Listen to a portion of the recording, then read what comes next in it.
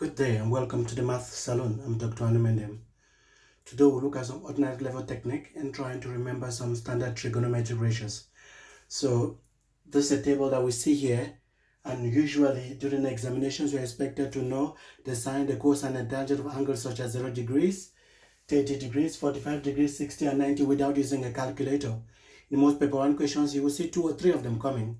So it's important that the student can, before the exam begins, be able to, on a rough paper, populate this table. So imagine that, it looks not that beautiful, but it is here in the math salon and we're going to make it beautiful. So our idea is to be able to populate this table, which means we're able to know, offhand, without using a calculator, the sine, the cosine, the tangent of these 5 trigonometric angles.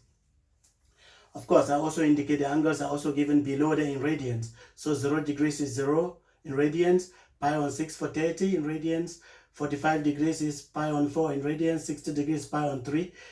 This is just dividing that angle by 360, and you will see I multiply by 2 pi.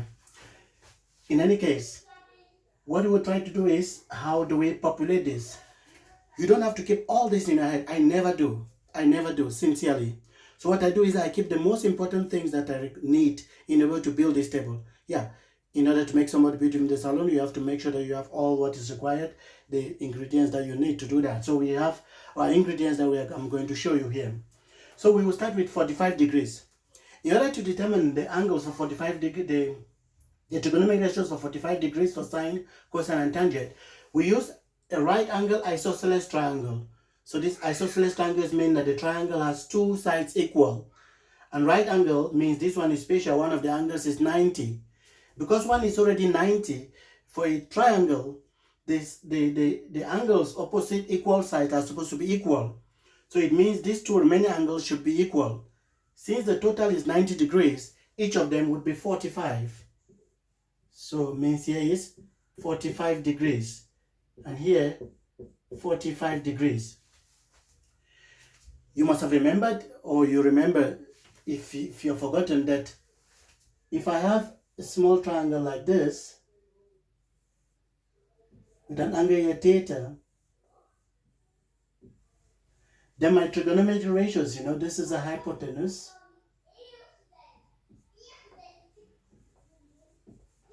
this is the opposite, this is the adjacent to this angle theta. If the angle was here alpha, then this is the opposite of alpha, and this will be the adjacent to alpha. So it's very important to look at the angle properly. So let's forget about that for now, and this is the angle we are looking at, theta here.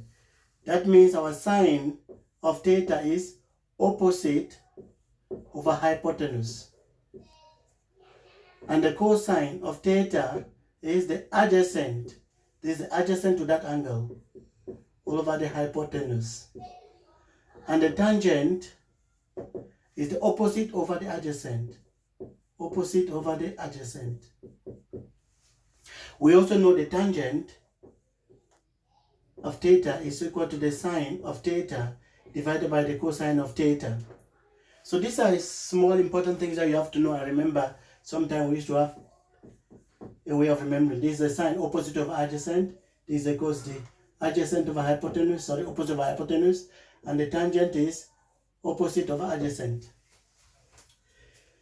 In any case, so let's move on now. In order to be able to solve this problem, we say, if we're looking for the sine of 45 degrees, then this is 45 degrees. You can use the other because they're both the same. Everything should be fine.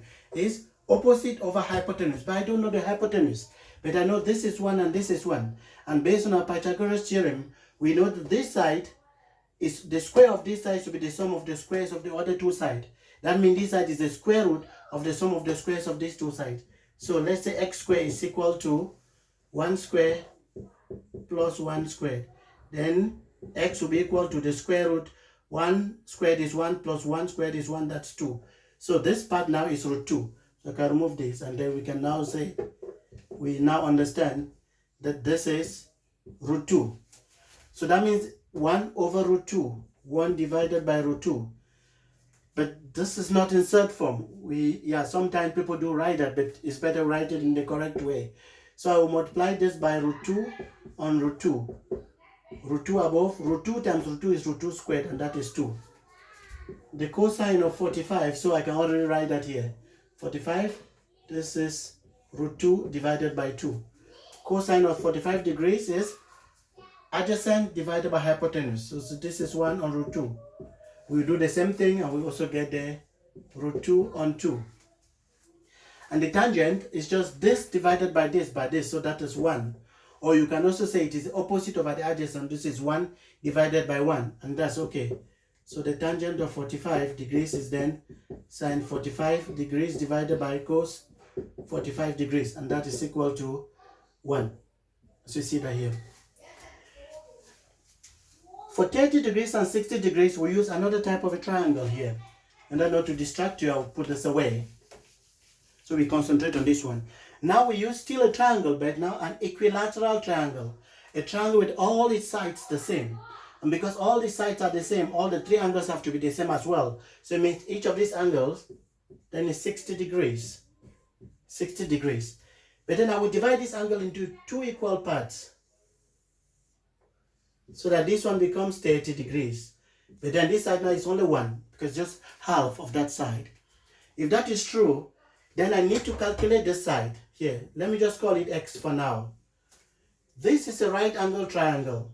So it means I can apply my Pythagoras theorem. It says the square of the hypotenuse is equal to the sum of the square of the other two sides.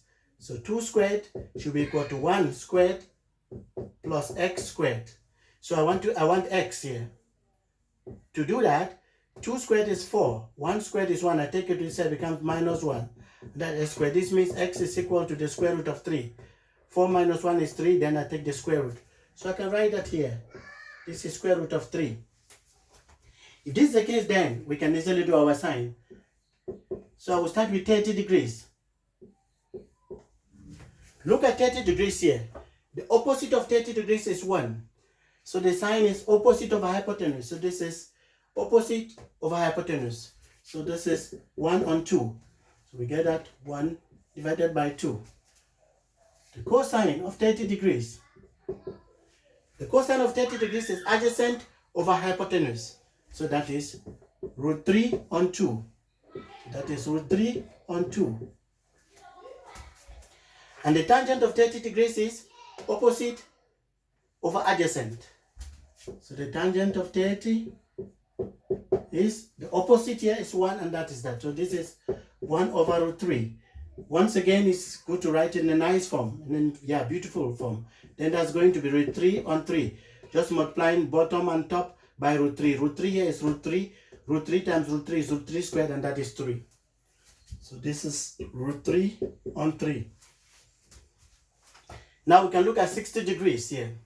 The sine of 60 degrees, this is the opposite of 60. So sine is opposite of hypotenuse. So that is root 3 on 2. Cosine is adjacent over hypotenuse. So that's 1 divided by 2. This is 1 divided by 2. And the tangent of 60 is opposite over adjacent. And that is root 3. Because root 3 divided by 1. So I'm left now to get 0 and 90 degrees. I'll use some of the technique here. And that's the last one. That's the last ingredient. This is a special one. Sorry, I wiped that off, but you just remember, please. So let's say we take now a nice circle like this. A unit circle. A circle with a radius 1 of 1 unit.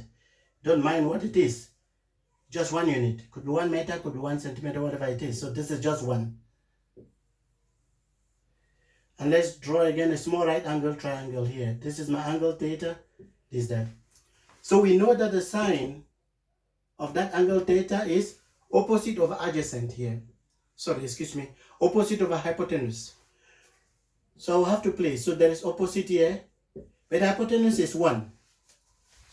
So what do we do here? Imagine that I want to reduce this angle to 0. Then I will draw a new line like this.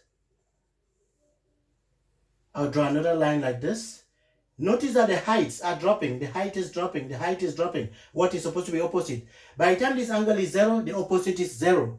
So when theta is equal to 0, the opposite has become 0. So this becomes 0 divided by 1, that is 0. So the sine of 0 is 0. At the same time, when that angle is becoming 0, this side is getting longer. It was initial like this, then it goes longer. And at one point, the adjacent now has become 1. So when theta is 0, then the adjacent is 1. So we know that the cosine of theta, which is equal to adjacent over 1. So when that will be 0, then this is going to become 1 over 1, and that is equal to 1. When this angle is so small, then this height goes to 0, but this one gets longer until it's maximum 1, because that's the radius. So this is 1. We will just go fast. Tangent of theta is sine of theta divided by cos of theta. So this is 0 divided by 1, and that is 0. For 90 degrees, we'll go in the opposite direction, making the angle bigger.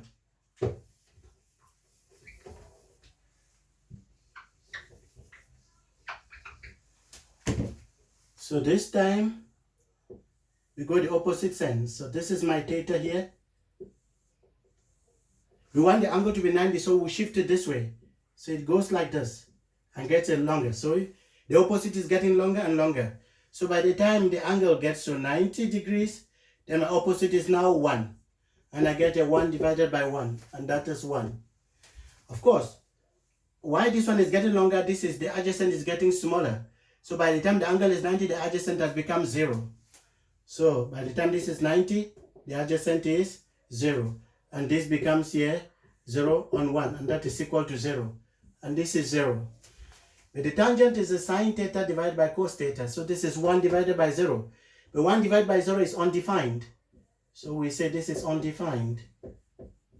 Listen, mathematics, sometimes people write this, but okay. So what do you see? The table looks now very beautiful, much more than when it came to the salon. Thank you, and try to keep this in mind. Do not forget to give us some thumbs up, and most important, subscribe and share with your friends. Bye.